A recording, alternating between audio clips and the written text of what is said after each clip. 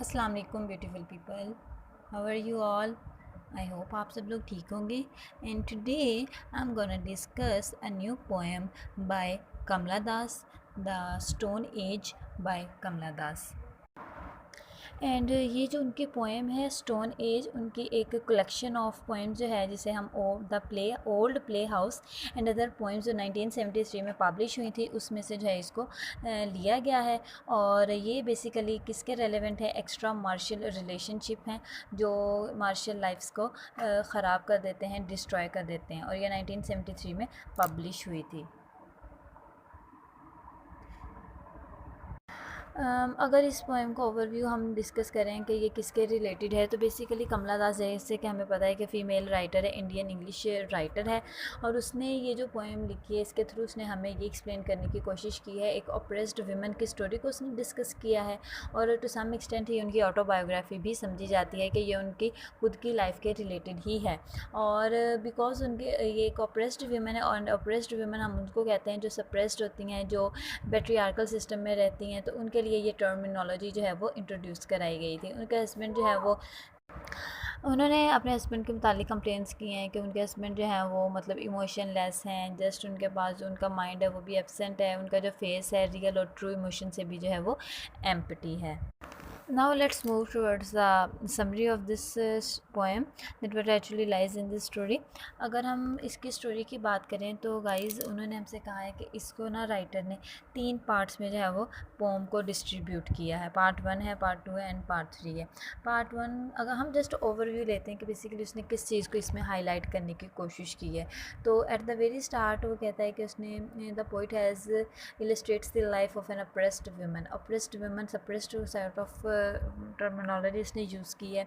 उस वुमेन की उसने लाइफ को पोर्ट्रे किया है, जिसका हस्बैंड जो है, her husband is set in his way, fond husband ancient settler in the mind, कि उसका हस्बैंड जो है फॉन्ड हस्बैंड का मतलब ये है कि जिसके पास व्हाट शुड आई से रियल इमोशंस जो हैं वो नहीं है, उसका माइंड जो है वो बिल्कुल अब इन चीज़ों से खाली है, एम्पटी है। और आल्दो वो उसके साथ अफेक्शनेट है, लव है, उसका केयर करता है, लेकिन वो जो रियल इमोशंस होते हैं ना, वो आई थिंक सो अगर उसकी शादी को बहुत टाइम हो गया है, इसलिए भी हो सकता है क्योंकि चीज़ें टाइम गुजरने के साथ बदल जाती हैं, तो ये भी पॉसिबिलिटी है कि भी वक्त गुजर गया, इसलिए राइटर अब ऐसा फील कर रही हैं कि स्टार्ट में उसका ज़्यादा केयर करता था उसका हस्बैंड, अब उसका ख्याल नहीं करता है। ये भी हो सकता है स्टार्टिंग में ही जब उसने देखा तो वो बिल्कुल भी केयर नहीं करता, और उसका जो है उसने कहा कि वो ब्यूटीफुल भी है, इसके बावजूद भी जो है वो उसकी कोई बातें नहीं सुनता। देन उसने ये कहा है कि the husband is not considerate of the wife's feeling, उसका हस्बैंड जो है राइटर का, पोइटिस का, कि उसको अपनी वाइफ के इमोशंस के साथ भी कोई कंसर्न नहीं है। उसको ना तो उसकी वाइफ की फीलिंग्स के साथ कोई कंसर्न है, और ना ही उसको मतलब ये कंसर्न है अपनी वाइफ की केयर के साथ। उसके इमोशंस जो है वो टोटली फेक हैं, मतलब रियल नहीं है, ऐसे जैसे उकताए हुए हों, इस तरह के उसके इमोशंस हैं। ऑल्दो किसी हद तक इमोशंस भी हैं, लेकिन ये इमोशंस जो हैं वो जस्ट हैबिट को शो कर रहे हैं, उसके रियल फीलिंग्स को जो है वो शो नहीं कर रहे। और I loud talk you bruise my pre morning sleep, you stick a finger on to my dreaming आई।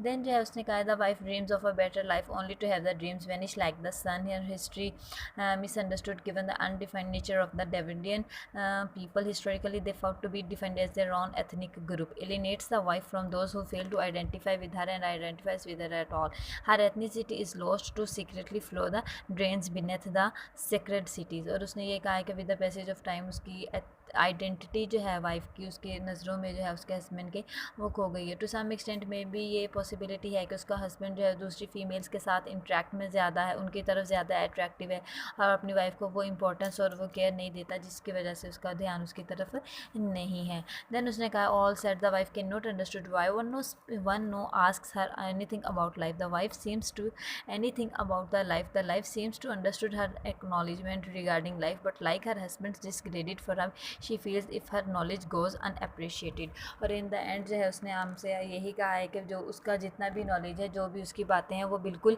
बेमायनी हो गई हैं, बेकदरो सामा हो गई हैं, कि उसका हस्बैंड ही जो है जब उसके ऊपर उसकी बातें नहीं सुनना है, उसकी केयर नहीं करेगा, तो उसका जो भी नॉलेज है, उसकी जो भी चीज़ें हैं, वो किसी भी नहीं है, क्योंकि उसकी डिग्निटी जो है वो डिग्रेडेशन जो है उसने कर दी है। और रिस्पेक्ट जो होती है obviously in the hands of husband अपनी वाइफ की जो है, और उसी ने जब उसकी रिस्पेक्ट नहीं करनी तो कोई और कैसे करेगा। तो इस तरह करके उसने पोइट्स ने अपनी रियल फीलिंग्स को जो है वो इस पोम के थ्रू हमें डिस्क्राइब किया है। ये तो थी इसकी समरी। And if you people are watching my video at first time and you haven't subscribe to my channel, then go fast and subscribe to my channel, and must like and share to my channel. And thank you so much. Take care. Bye bye. See you in the next video.